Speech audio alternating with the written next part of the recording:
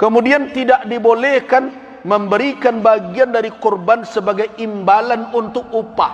Ini sepakat ulama. Dalam penyelenggaraan penyembelihannya, baik kepada pekerja termasuk panitia.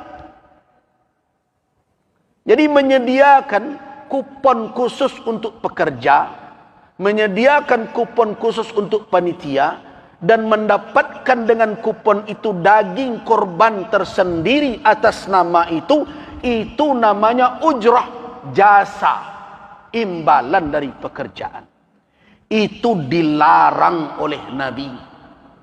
Seluruh mazhab mengatakan terlarang. Ambo heran, kini ada orang nan anggan mengarajuan itu, ndak amuh. Dengan berbagai alasan, lah tabiaso disiko. Mana yang lebih tinggi? Petunjuk Rasul dibandingkan kebiasaan awak. Rasulullah sallallahu alaihi wasallam melarangnya. Di dalam hadis sahih dalam riwayat Imam Muslim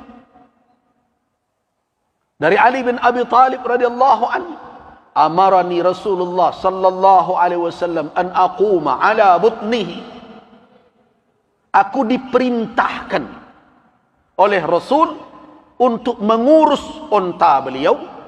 Wa amarani, bahasanya celik, dan memerintahkanku, Nabi memerintahkanku, an aqsima luhumaha, untuk membagi dagingnya, wa juludaha, kulitnya, wa ajillataha, dan hiasan punggungnya.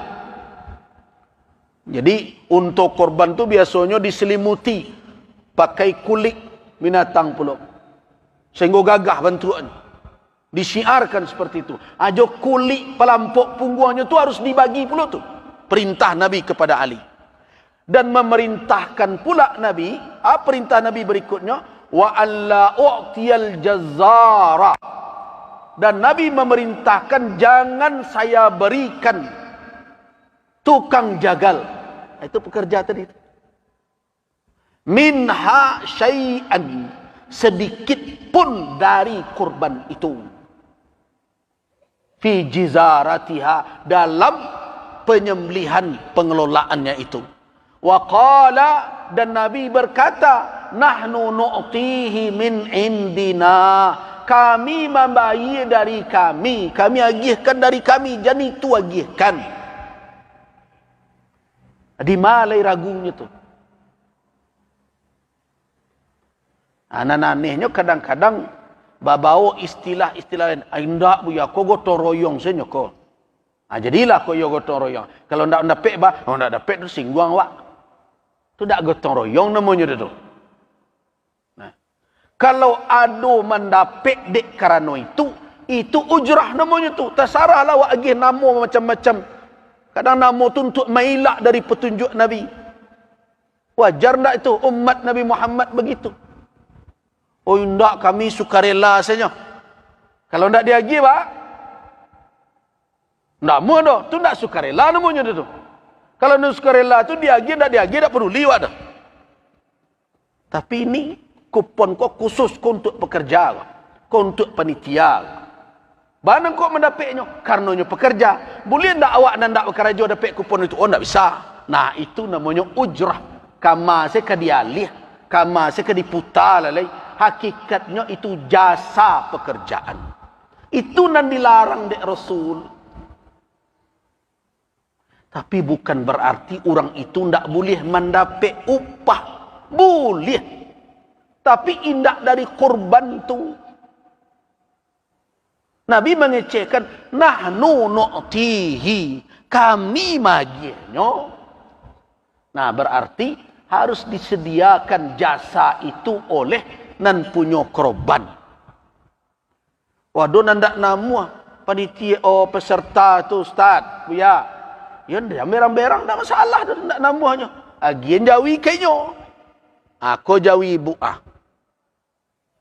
Bantailah surang. Kulitilah surang. Cancanglah surang, bagianlah surang. Selesai masalah. Karena nan tersuruh menyembelih, nan tersuruh menguliti, nan tersuruh membagikan sia. Orang yang berkorban bukan panitia. Panitia itu menjalankan berdasarkan amanah, berbentuk perwakilan. Kalau tidak namanya menanggung itu, berarti tidak bisa diterima perwakilannya. Jadi kadang-kadang awak tidak mempedomani petunjuk itu. Bakarih jo caru awak dengan berbagai alasan. Mana kau tidak sami'na wa ata'na sejauh? Nah, berikan jasa orang yang bekerja tadi. Lebihkan 1.000, 200.000 per orang, lah dapat berapa? Sudah hampir ratus. 100.000 saja lah 700.000 siku jawi.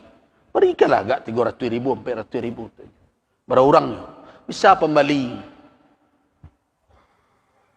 minyak dan berbagai macam. Tapi untuk jatah dia sebagai warga, berhaknya dapat. Karena itu bukan imbalan kerja. Silakanlah. Sebagai warganya berhak mendapat kupon biasa, silakan. Tapi atas nama pekerjaan dia tidak boleh menerima dari kurban itu. Termasuk kulitnya. Nah ada jua nak bakare.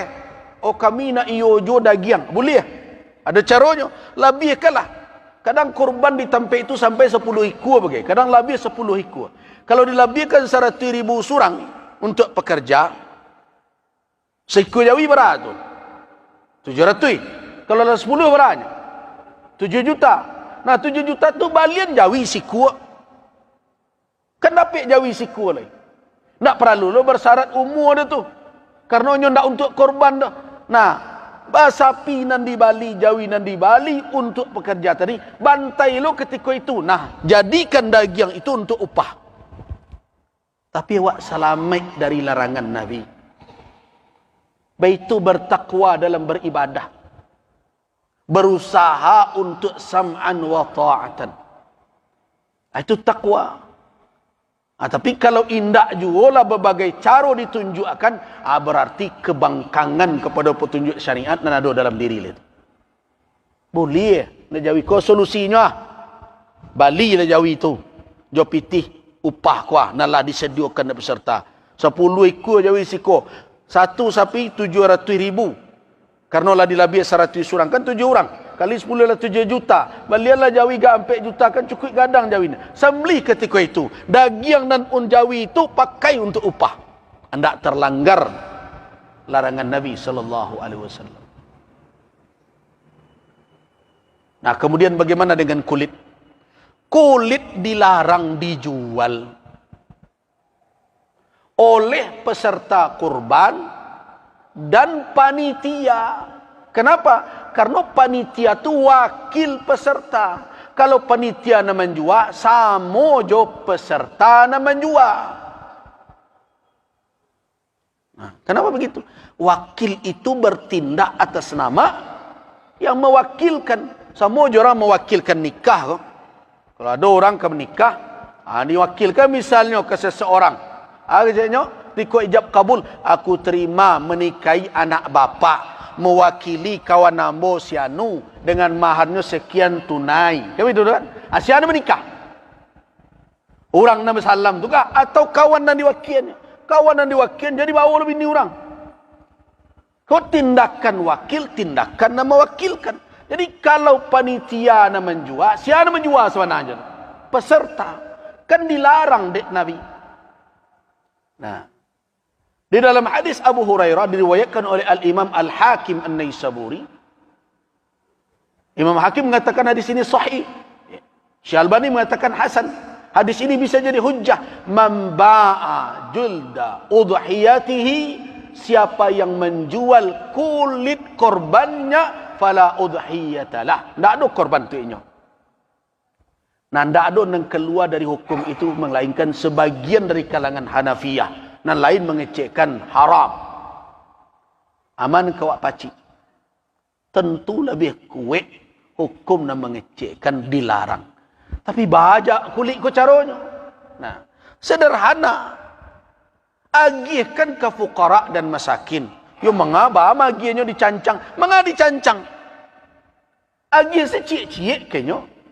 Pilih orang fakir miskin nan mungkin yo sama dapat jonalin 1,5 kilo atau 2 kilo atau 1 kilo, tetapi keluarganya jauh lebih besar, kondisi lebih parah. Nah, agi kuah kulit Jawi.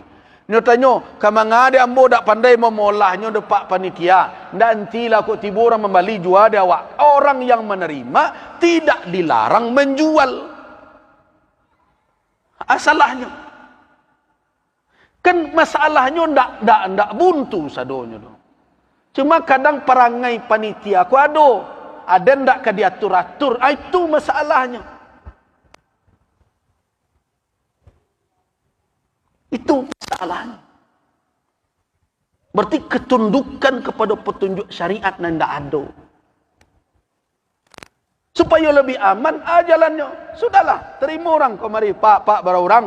Aku kulit 10 pak 10 orang. Ambil cik seorang. Kau kami, tu ada orang kembali kulit dah. Pak lah beretongnya, dah sarah repak lah sinan. Kalau itu dilakukan melanggar, tak? Tak ada melanggar. Kenapa? Karena orang sudah menerima berhak untuk menjual.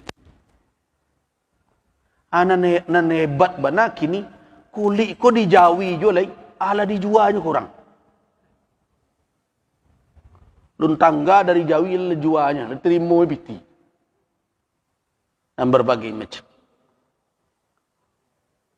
Nah, Bapak dan Ibu jamaah rahimakumullah. Banyak lagi sebenarnya yang perlu kita perbaiki. Cara pemberian. Kadang dek karano caru awak tu ada lu nandak tapik. Orang fakir, orang miskin, dan tahari lah. Nanti lecehkan. Orang diaruk kadang-kadang berdasaknya. Basasaknya. Padahal kita harus menjaga. Sedekah itu jangan diiringi oleh adza. Oleh kalimat, sikap. Yang menyakiti orang yang menerima. Yang merendahkannya. Karena itu setiap tahun usahakanlah memperbaiki. Supaya ibadah awak itu tagak di atas ketakwaan. Itulah pesan nombor. Saya cukupkan sampai di situ.